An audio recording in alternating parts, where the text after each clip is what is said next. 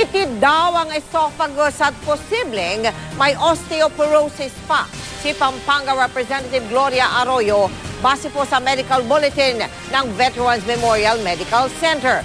Kaya naman humiling ang pamilya ng dating Pangulo na payagan siyang makalabas ng ospital para makasama ang pamilya lalo pat magdiriwang na rin siya ng kaarawan.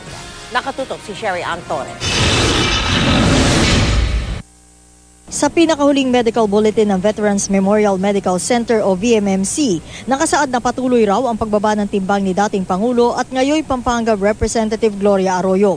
Wala raw kasing ganang kumain si Arroyo dahil sa pagkitid ng kanyang esophagus na tinatawag na esophageal stenosis. Nakitaan din siya ng senyales ng osteoporosis o pagrupok ng buto. Rekomendasyon ng VMMC, maging tuloy-tuloy ang family bonding ng kongresista.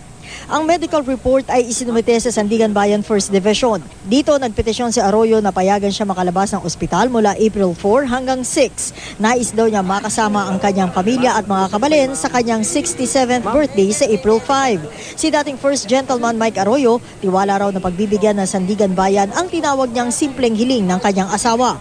Pero may mga tutol sa kahilingang ito. Meron siyang mga health concerns. Isn't it risky to be traveling to Pampanga? At i-expose niya ang sarili niya sa health hazards? Bakit 3 araw? Ilang araw ba ang isang birthday?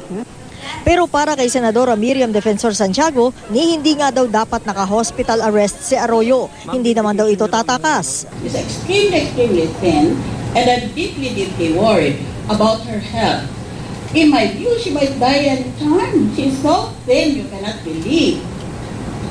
She's thinner than Jennifer Lawrence.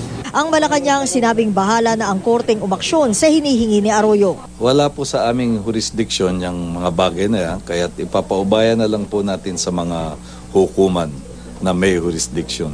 Sherry Ann Torres, ang Katutok, 24 Oras.